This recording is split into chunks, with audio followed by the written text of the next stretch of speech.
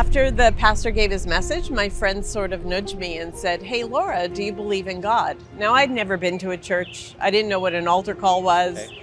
I didn't know what the music playing was for, but I had a lot of chutzpah. I had a lot of nerve. So I said, yeah, of course I believe in God, which is not something that I had been taught growing up. But that day I went forward. She said, "You believe in God? Then go up there and pray with the pastor." I'm like, okay, why not? Okay. That was the first time that I ever heard the good news of Messiah.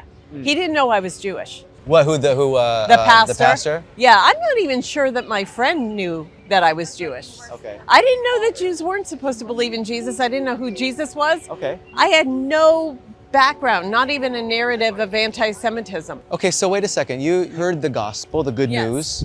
You're 12 years old. Yes.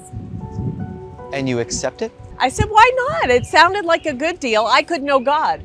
I could Right. have a relationship with him. Why would I say no? Okay, I agree with you. Yeah. I agree with you, but Yeah. that doesn't last long because sometimes the kids, they want to be like their peers and they want to do what their friends are doing. So what made this different from something just, I'm just doing what my friends are doing? When he prayed with me, I knew it was true. I'd never read the Bible. I can't even explain, but it was like, this is real. Whatever just happened here, this is real. Okay. And all I knew is that I wanted to go back to that church and I wanted to learn more. So I went back home to my mother. I said, "Mom, guess what? I've become a Christian." I had no idea. That's when I found out Jews are really not supposed to believe in Jesus. So she called my grandparents, she called my father. The next week, they all trekked out to this church to see what these people had done to me because, you know, cults, California, Right. coming from New York, they wanted to know what was going on. But it was a small country Baptist church in Northern California.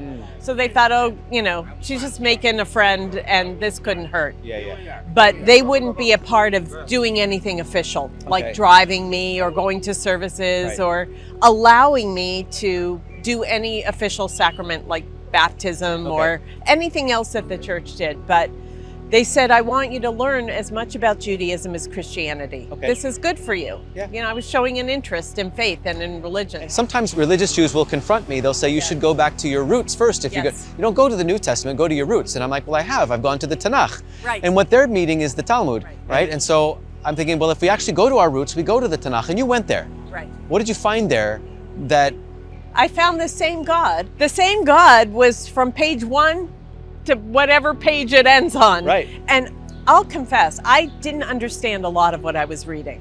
yeah, How could I? Right. It's 66 books, over 40 different authors, different genres of literature. Now Right. I know better looking in hindsight because I did end up learning as much about Judaism as Christianity. And when I went to university, I took classes in Jewish history, modern Yeah. Jewish history. I lived in Israel for a year. I lived on a religious kibbutz. right. I worked in service for the people in Israel. Wow. It was a lifelong journey. Wow, but let's have a seat. It cemented my faith. See, that's amazing because you've been Yeah. a believer in Jesus, a Jewish believer in Jesus for so long, Yeah. decades. When you know the truth sets you free. That is the key. Right. And you can't argue with something that's real. And I'm not talking about just an experience, although it Right. was a very real experience Yeah. for me. Okay. All of a sudden I could feel the presence of God in a sure way, I guess is the way I will put it. Even though I didn't have the words Yeah. to describe that experience. Well, I came to faith in Jesus having never read the Tanakh or the New Okay. Testament either. Okay. All I knew is that I was free from my torment, my Yeah. depression, my anxiety, my Okay. fear, and I didn't do it. Yeah. All I knew that I was free, and I had experiences that were related to Jesus, and I recognized who he was, having no background of him. So you understand what a miracle is. That's right. And the same miracle happened with you because not only did this happen to you at 12, it wasn't just a fad or a phase or peer pressure. Oh, I tried to walk away.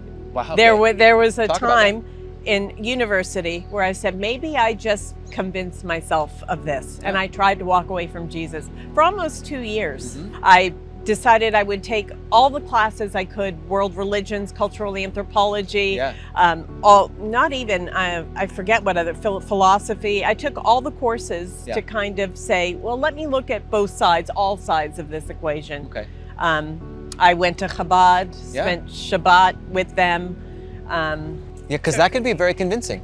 It could, Yeah. except that I couldn't get rid of Jesus in my life. I don't know how else to explain it. He wouldn't leave me alone. I just knew beyond a doubt that he was real, and he had given me a relationship.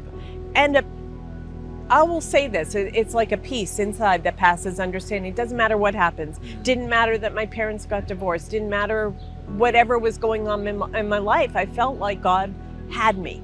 Wow. And I was his. That's so beautiful. And that's what happened. What's the most difficult thing about your walk with Jesus as a Jewish woman? Probably my own father's rejection of my faith. Okay. And especially after I'd lived in Israel, after I graduated university, and I felt like called to serve in professional ministry with Jews for Jesus. And he stopped speaking to me altogether. And that was very, very difficult. After my first child was born, we kind of reconciled. There were a lot of factors there, but he never confessed a belief in Yeshua. He read everything I gave him. He knew actually the New Testament better than a lot of believers that I meet. He would tell me, Laura, don't worry. Every knee will bow and every tongue will confess that Jesus is Lord. He would quote the scriptures to me and say things like, why did Jesus come to turn father against child, father against son? You know, and I would explain these things to him, and he would read. He was a very brilliant man, my father. He's no longer with us. He was a doctor, and a very compassionate and good doctor. But he said he wouldn't be a Jew for Jesus. It was that strong pull for him. I don't know what happened, then none of us do. But I think that's been one of the hardest struggles, I think. And then at times feeling like I'm cut off from my people. What would you tell someone that's watching? They're Jewish, they're interested in Jesus, they're scared, but they're curious. What would you tell that person? What advice would you give them? I would say, first of all, just ask God. If it's really true, show me. Because he's real and he does want to intervene in our lives. And it's hard for us often as Westerners. I'm originally American.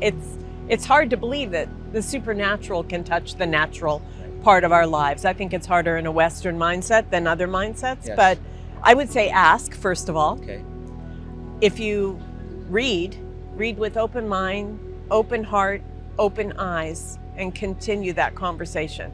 Because I think everyone comes from a different place. Some come from a cultural objection, some come from a religious objection, some come from not wanting to pay the price. It's already hard enough to be a Jew. Why would you want to add Jesus into the mix?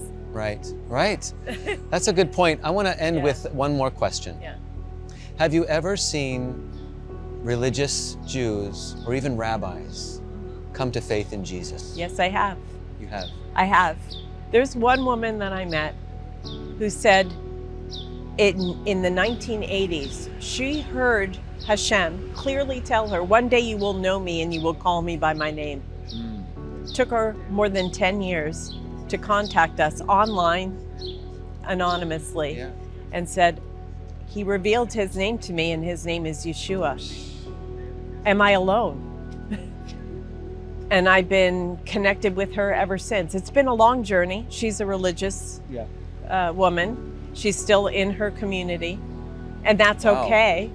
But we're having to support her because she wants to learn the Bris Chadashah, and she also wants to know that it connects with everything that she knows, and it does.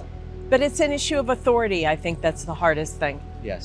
Because Rashi and the Talmud and a lot of what the rabbis say loom large. Yes, they do. But she has discovered a lot of other hidden followers of Jesus who are within the community. There are those out there. It's just very hard to say it publicly and come out of a culture that is your whole life, economically and everything. Well, I'm so grateful that you would share your story like this. And I'm also blessed to hear about the work that you've done and what you've been able to witness through your decades of faith in Jesus, through the trials, as a Jewish woman, facing rejection, and facing some of the hardest criticism that we can receive as people.